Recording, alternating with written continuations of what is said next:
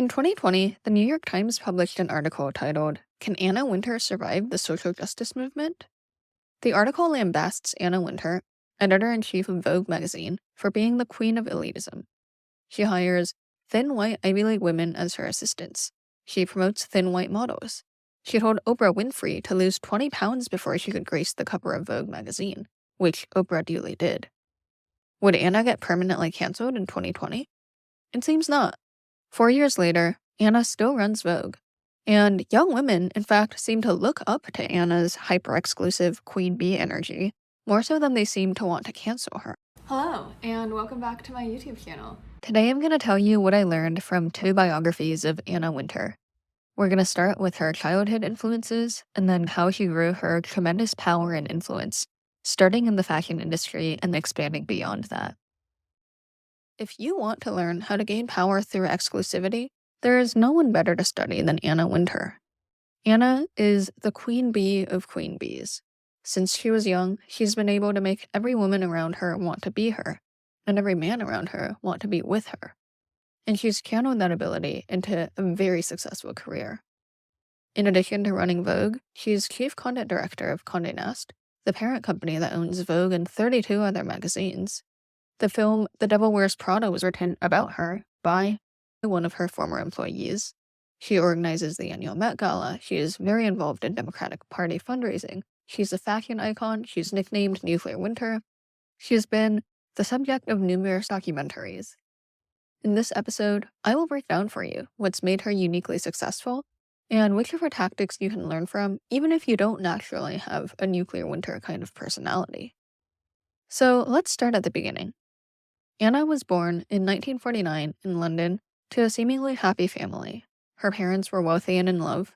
Her dad was on his way to becoming a hotshot newspaper editor, and Anna was their third child.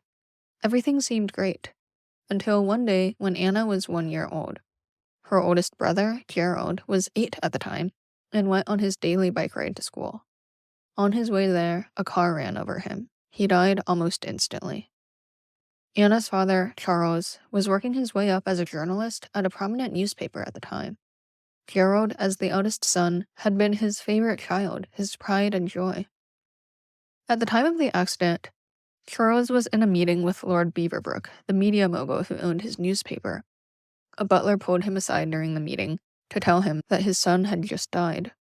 Charles simply nodded and continued with the meeting as though nothing had happened, only rushing to the hospital after the meeting had concluded. This episode reinforced his nickname Chilly Charlie because of his coldness.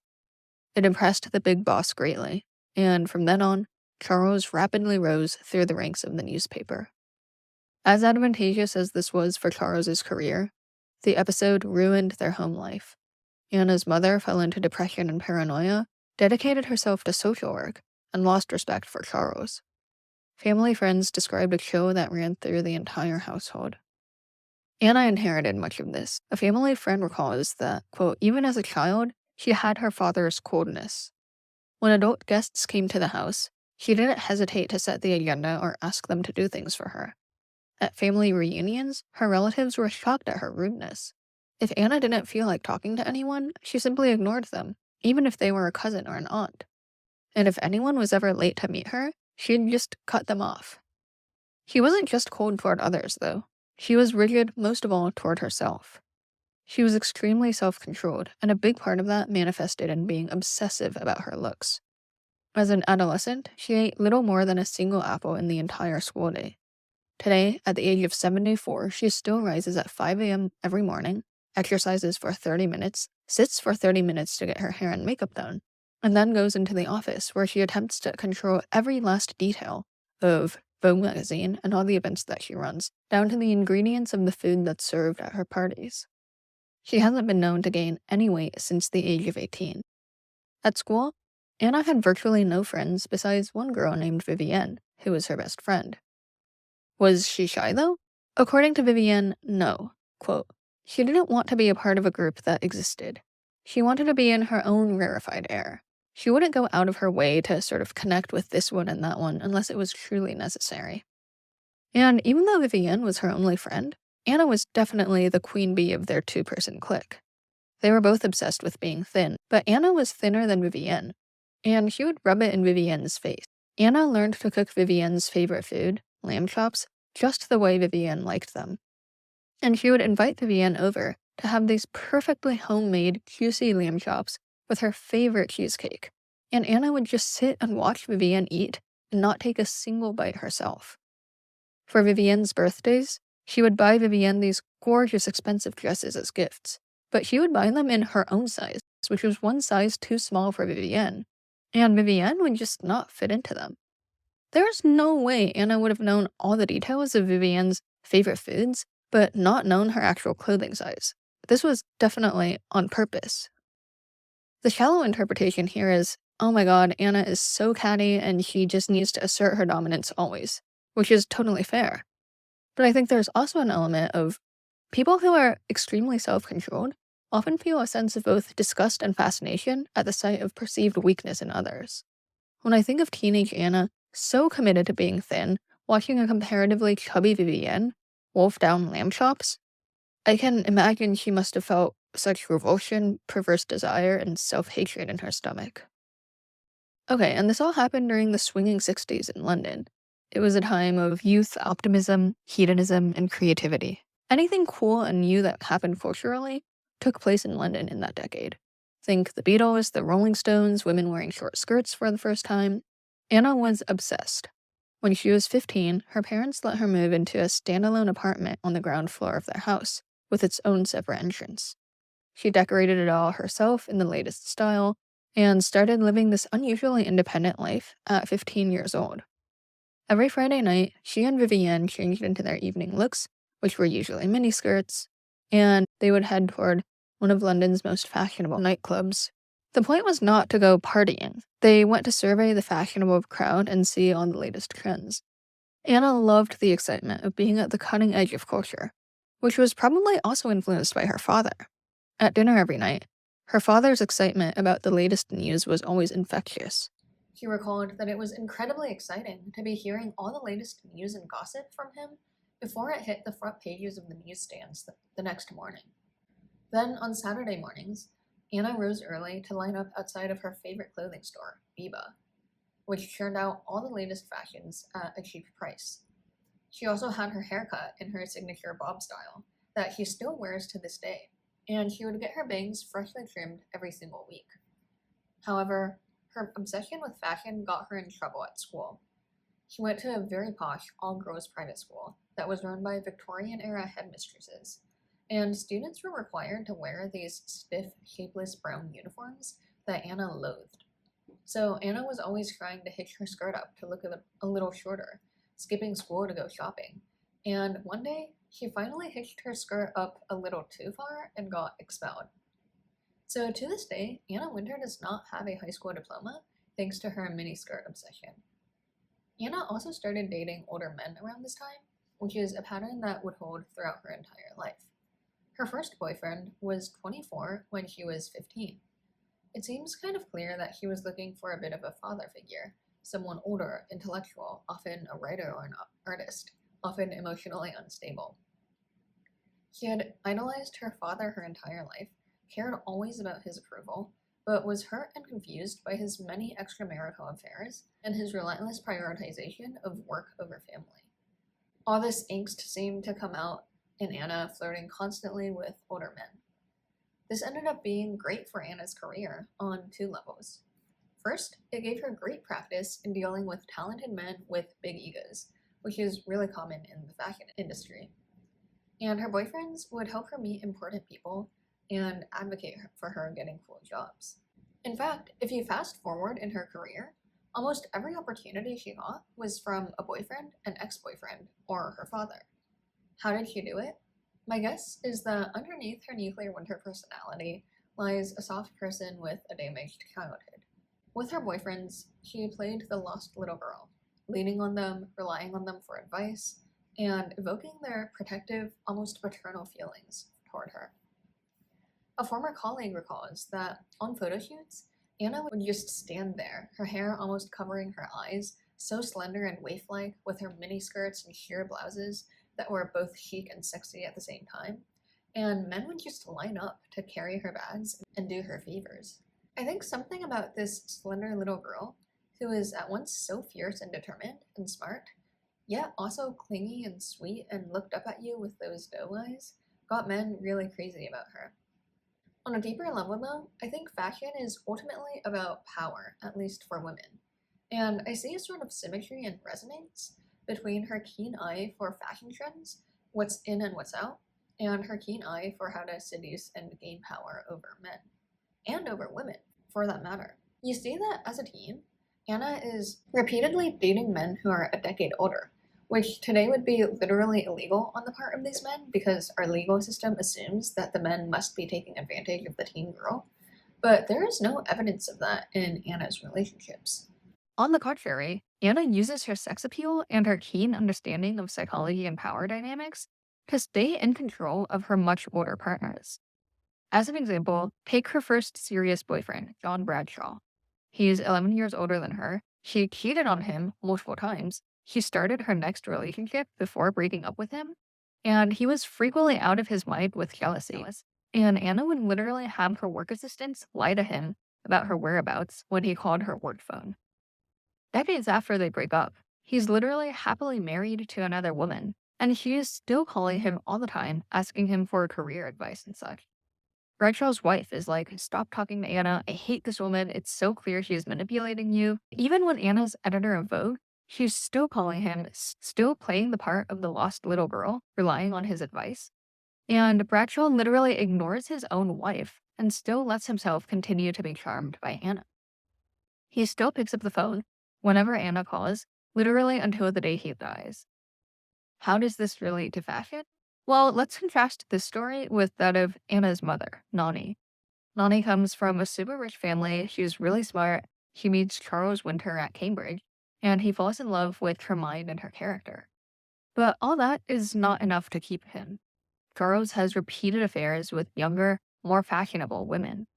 Nani is too proud to wear nice clothes or play mind games with Charles to try to keep him around. And eventually, Charles leaves her to remarry a young, fashionable woman. Nani and all the kids are devastated. This must have taught Anna from a young age that for women, unlike for men, all the intelligence and all the money in the world does not translate to ultimate power. From her parents' story, she must have concluded that sex appeal and fashion is a woman's currency. Anyway, after leaving high school, Anna worked an entry-level job at a department store. There, she heard about a fashion assistant role at the fashion magazine Harper's Bazaar. Thanks to a combination of her own abilities, her dad's friendship with the editor, and her boyfriend's job as a fashion photographer, Anna got the role. She was super ambitious and hit the ground running. A colleague recalled, quote, there were other girls who were more talented, but didn't have the incredible drive that Anna had. Anna had this total conviction that she was aiming for the top job. She had very precise ideas about clothes, a very good sense of quality, but nothing adventurous, always rather conventional, very much in the mainstream, end quote. Okay, two things are interesting here. First, her ambition. From age 17, she was aiming for the top job, even without a high school degree. In fact, it's during this time as fashion assistant that she first announces to everyone that she would like to one day become editor-in-chief of Vogue. This ambition actually seemed to stem from her father. Anna recalls that one day she had to fill out some form or other that asked what she planned to do with her career. And her father said, well, of course, you say that you want to edit Vogue. And so it was decided. The second interesting thing here is you might think Anna is this creative, visionary fashionista, but no, her tastes are actually very mainstream. One might even call her basic. And that is the whole point. That's what makes her great. Anna is the ultimate basic girl. She knows exactly what is most mainstream, or more importantly, what's on the cusp of exploding into the mainstream. That's her talent, and it's extremely valuable in fashion journalism. As a teammate, Anna was both terrible to work with and really good at getting her way. She was sharp-tongued and critical of basically everything about everyone, especially their clothes. And she was kind of just a bully, like what she did with Vivienne, but times 10. At the same time, she was super good at working with photographers, which people usually viewed as the most challenging part of a fashion assistant's job. Her editor would come up with a vision for a photo shoot, And her job as the assistant would be to get the photographer to execute on that specific vision. But, these photographers are creatives, they're artists with their own strong vision of what they want to make. They also tend to be overwhelmingly male and have big egos. So a lot of young female fashion assistants will just get bullied by these photographers. Not Anna. Remember, Anna's been dealing with these kinds of men since she was 15, and she's really good at manipulating them. As a colleague observed, quote, Anna flirted, ego stroked, and slightly directed in order to get the best out of the photographers.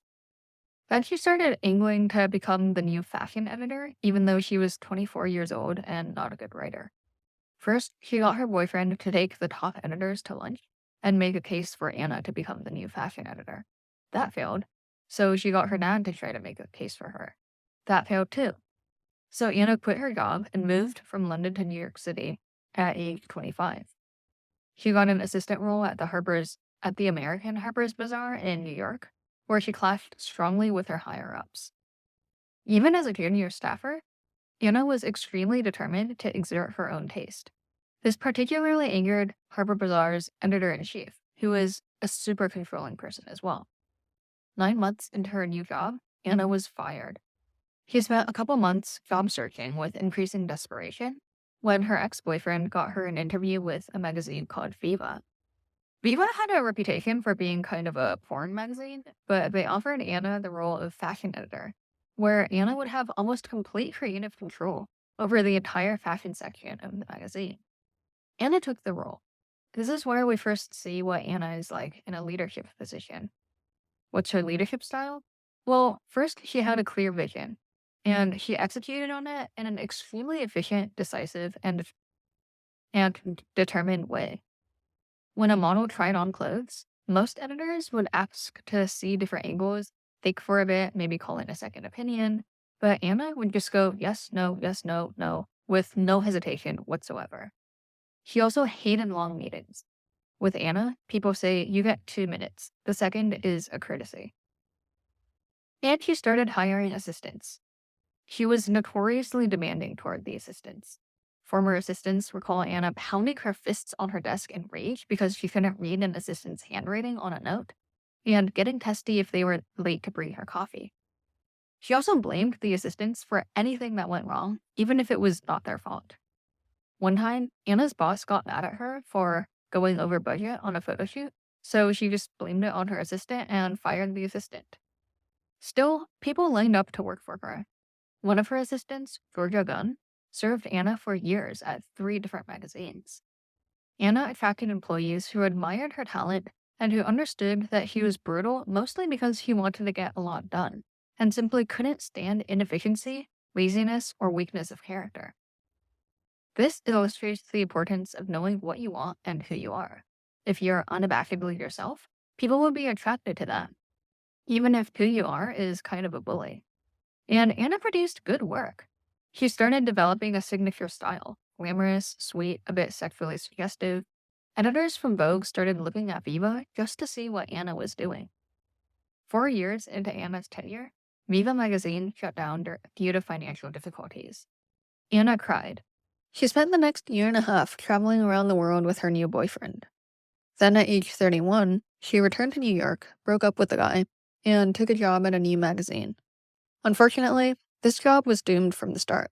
The magazine wanted to cater to professional women in fields like business and law. Anna wanted to shoot glamorous spreads aimed at fashionable it girls so that she could add to her portfolio and eventually get hired at Vogue.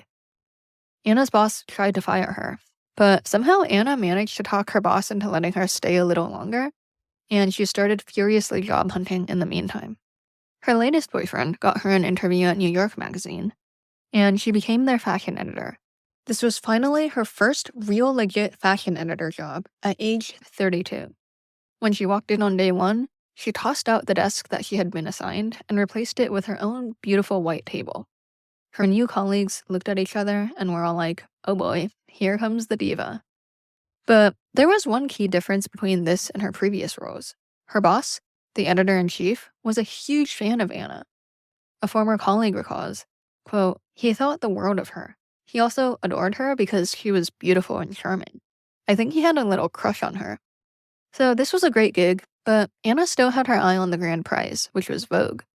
And Vogue started looking at her too. She got called in for an interview with Vogue editor-in-chief Grace Mirabella. But at the end of the interview, Grace asked Anna what role Anna most wanted at Vogue. And Anna replied, "I want your job." So Grace did not hire her, and in fact hated her from then on. But Grace wasn't the biggest boss. Vogue is owned by the media company Condé Nast, and Grace had to report to her boss at Condé Nast, Alex Lieberman. And Anna developed an amazing rapport with Lieberman. So Lieberman, against Grace's wishes, offered Anna the role of creative director of Vogue, and she took it. After getting fired from 2 jobs, Anna seems to have internalized finally that it's super important to maintain a good relationship with the people who have power. And she became really good at it. She spotted who had the real power, aka Lieberman and the other guys at Condé Nast, and who didn't, aka Vogue editor Grace Mirabella. Luckily for her, the people with real power were men, so she would just charm them. So Lieberman, the Condé Nast boss, used to be Grace Mirabella's mentor. Grace used to be his favorite, his trusted one. But Anna was really careful to cultivate her relationship with Lieberman. She would run her editorial decisions by him, pitch him creative ideas, and she started to replace Grace in his eyes. Soon, Lieberman promoted Anna to senior editor. Anna started quietly making edits and decisions without consulting Grace, and acting like she reported only to Lieberman. Obviously, Grace felt super threatened by all of this, and started rallying the staff to be loyal to her instead of Anna. So the office got split between Grace loyalists and Anna followers. But Anna didn't get too caught up in fighting with Grace over who was on whose side. She stayed focused on producing good work and cultivating her relationships with the Condé Nast guys. She even used the war with Grace to her advantage sometimes. One time, Lieberman wanted her to work closely with this girl Blanche, who Anna hated. In a previous life, Anna might have just been like, "No, I'm not working with Blanche." This time, though, she knew better than to contradict Lieberman. So, to get rid of Blanche, one night, Anna invited Blanche to a party out of the blue. Blanche was like, "Wow, I thought Anna hated me, but okay, I'll go." Then the next day, the two of them are meeting with Grace, and Anna just starts going on and on about what a great time she and Blanche had at the party together, basically making it sound like she and Blanche were BFFs now. So Grace is like, "What? Blanche is on Anna's side? I've got to destroy her." So Grace got rid of Blanche, and Anna no longer had to deal with her. So Anna keeps earning more trust with Condé Nast. A few years into this, they make her the editor-in-chief of British Vogue. This is not the position she wanted. This whole time she's been angling to replace Grace as editor-in-chief of American Vogue, which is more prestigious than British Vogue. But nonetheless, she accepts the position and moves back to London. Immediately after taking over British Vogue, she fires and replaces most of its staff and gives the magazine a whole new look and feel and forces everyone to work a lot harder. It's extremely controversial, but the important thing is that she left a great impression on her Condé Nast bosses, who think she's set a brilliant new vision and infused the British magazine with a new American work ethic. This entire time, though, Anna still has her eye on American Vogue. A year into the job, Anna tells Condé Nast that she can't stand London anymore. And her bosses were like, "Okay, we'll get you back to the US. They put her in charge of their Home and Garden magazine in New York, where, once again, Anna terrorizes the staff and tries to turn it into a more upscale, glamorous magazine in the shape of her own tastes. But it doesn't matter because 8 months in, she gets named editor-in-chief of American Vogue. The way it happens is, a French fashion magazine called Elle had recently expanded to the US, and they were doing insanely well. The Condé Nast guys were super concerned and kept urging Grace to get Vogue to look more like Elle, but Grace wasn't aggressive enough about it. Also, Grace had neglected to build a strong relationship with the other Condé Nast leaders. She was close to Lieberman and thought that was enough. But no, Lieberman was only one of 2 head honchos at Condé Nast. So one night, Grace's husband turns on the TV and sees a gossip reporter say that Grace Mirabella is about to get fired from Vogue. Grace calls Lieberman. Lieberman says, "Grace, I'm afraid the rumor is true. We're replacing you with Anna." That was that. So how has Anna kept her position for so long and avoided being unceremoniously fired the way that Grace was? A couple things. First and most obviously, she kept her bosses happy. She kept up a good relationship with them and kept business metrics and revenue top of mind. We all know Anna's incredibly specific in her tastes, but she quickly learned to prioritize advertisers' interests over her own taste. One big thing she did to grow revenue was to put a lot of celebrities on the covers of Vogue to boost sales. In the 80s, people saw Madonna as trashy and scandalous. A reader told Anna that he viewed elegant, sophisticated Vogue as the last magazine on earth that would ever associate itself with Madonna. So the next month, Anna put Madonna on the cover. Her photo is very toned down, yet subtly sexy. It's a simple headshot of Madonna in a swimming pool, with wet hair, no jewelry, no cleavage or anything. It was and still is an iconic cover that sold 200,000 more copies than the previous one. Anna also made a splash by making Hillary Clinton the cover girl, right after the Monica Lewinsky news spilled. Second, Anna maintained her pulse on what was hot and new. Even as she herself aged, she kept her staffers young. Several former employees have contemplated suing her for age discrimination. Also, when the internet was invented, most journalists were extremely suspicious of this newfangled technology and avoided it with an intense fear and paranoia. Anna embraced it. She made Vogue one of the first fashion magazines to go online. Third, and most importantly, Anna used her position at Vogue to build up her own personal brand, reputation, and connections. She became the leader of the fashion industry, and she accumulated power more broadly in entertainment and politics as well. By building up her personal power in this way, she made herself more than just another editor, and thus made it much harder to find a replacement for her. Let me explain. First, Anna became extremely well connected with all the players in the fashion industry. As editor of the biggest fashion magazine in the country, she naturally had a lot of clout already. She used that clout to make herself the leader of the fashion industry. She would host these dinners and events where she was extremely deliberate with the seating arrangements. She would think through every single seating placement at every single table to maximize the chances that her guests would have interesting conversations and strike business deals. That way, Anna became the person who facilitated deals, the person whose parties you really wanted to be invited to. She also established the CDFA Vogue Fashion Fund, which singles out young fashion designers to receive funding, mentorship, and connections to the big fashion players in her network. That way, she controlled which young designers would make it and which wouldn't. And once the young designers she liked became powerful, they would continue to ask Anna for advice. She maintained control over them with not only her connections and money, but with her fearsome personal reputation. For example, one designer recalls that Anna fell in love with his clothes and started featuring them in Vogue regularly for a few years. One day, her team came to survey his collection for a fashion show and told him that there were 2 dresses in particular that they didn't love. He was like, whatever, I'm just gonna show those dresses anyway. After this transgression, Anna and her team never spoke to him again. The next time he saw Anna, she looked at him for 2 minutes, said nothing, and walked away. With stories like that, young designers were constantly on edge, eager to please Anna, praying they wouldn't accidentally do something to fall out of her favor. Anna's superpower has always been her ability to spot trends. But now, increasingly, she was able to personally influence the trends. Not only fashion designers, but also businessmen would ask her for advice on which fashion brands she thought were doing well and worth investing in. Thus, she increased her influence to the business world as well. Simultaneously, she leveraged her network to start organizing huge charity events. The first one she did was called 7th on Sale to raise money for AIDS. She got a bunch of fashion designers to donate some clothes and organized a huge clothing sale where the public could buy these designer clothes at a steep discount. On opening night, she put together a super fancy dinner that her friends paid $1,000 each to attend.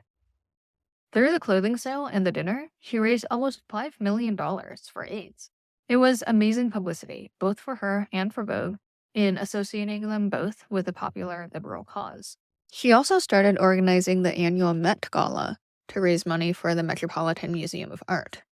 She made it into this huge exclusive thing, so much so that, as of 2023, she's able to charge people $50,000 per person to attend. So this increased her clout even more, and expanded her influence to include entertainment and celebrities. Harvey Weinstein, the powerful film producer, became obsessed with getting Anna to attend his film screenings, believing that an endorsement from her would help him win more Oscars. Then she expanded her influence to politics, too. When Barack Obama was running for president, Anna organized a bunch of fundraisers and became a significant donor to the Obama campaign. This gave her powerful political connections and even put her in the running for a U.S. ambassadorship. In addition to all this, her personal image has gone mainstream. In 2006, the movie The Devil Wears Prada came out, clearly referring to Anna Wintour as the devil. With her bob haircut, her upper-class British accent, her decisive voice, and her sunglasses that she never takes off, making her an object of fascination with a whole new generation of young women. All this has translated to increased power at Vogue and at Condé Nast. Remember, Anna's predecessor was fired because she couldn't deal with the rise of one new fashion magazine. Anna, on the other hand, has remained editor-in-chief through the rise of the internet, the rise of social media, the rise of YouTube and Instagram, and now TikTok. Not only has she held on to her position through all this, but she's been promoted to Chief Content Officer of all Condé Nast publications. Let's be real. Anna may be super talented at keeping up with what's new, but the woman is 74 years old. Surely there must be at least a handful of other young, talented, fresh editors who could ostensibly do a better job of literally editing Vogue. But Anna has made herself seemingly irreplaceable because she's accumulated so much influence in so many spheres and become such a fashion icon in her own right that no merely talented person could possibly compete with her. So, yes, you should suck up to your boss, but that's only step one. Yes, you should keep business revenue in mind, but that's only step two. To keep growing your power and longevity, you must continually boost your personal brand and your company's brand. You must make yourself the center of a growing web of ever more powerful, intelligent, and wealthy people. You must not only observe and predict trends, but put yourself in a position to be able to dictate them. Okay, the final component of her success was being militant about delegating tasks and valuing her time extremely highly. Because during her time at Vogue, she actually had 2 kids and 2 husbands. Anna was quite involved in her kids' lives, as much as she could be. And both her kids actually seem really well adjusted. One's a doctor, one's a film producer. Both are happily married, and her daughter even frequently posts Instagram photos with Anna that suggest they're quite close. A big part of how she managed all this was by delegating all busy work to her assistants and staff. She usually had 3 assistants at a time. The first managed the other 2 and handled Anna's schedule.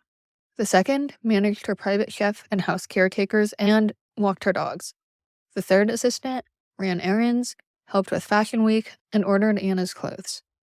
Every morning around 7:30, Anna would call her assistants after completing her exercise and her makeup, saying that she was 15 minutes away from the office. That would be their cue to fetch her Starbucks latte and blueberry muffin. Once her car pulled up, the assistants met her at her car to carry her tote bag upstairs and whipped out a notepad to furiously jot down everything Anna said, because as soon as Anna arrived, she started talking and issuing to-dos without periods or pauses. And at the end of every day, no matter how important of a party she was attending, Anna made sure to be in bed by 10 p.m. so that she would be fresh and energized for the next day. To wrap it all up, here are 4 things we can all learn from Anna Wintour. Number 1, be yourself. Whatever your personal brand is, lean into it. Anna's personal brand of being very cold definitely worked for her in building a sense of mystique around her. But ultimately, people admire and are drawn to Anna despite her mean girl energy because she is so unabashedly herself. Number 2, you do need to suck up to the people with power. This may or may not be your actual boss, but someone needs to advocate for you. 3, expand your personal brand and network by being a host and a super connector of the powerful and intelligent, which, by the way, is very different from indiscriminately attending any networking event that you're invited to. 4, treat your time and your energy as the most valuable asset. Delegate tasks and protect your bedtime. Thanks for listening, and see you next time.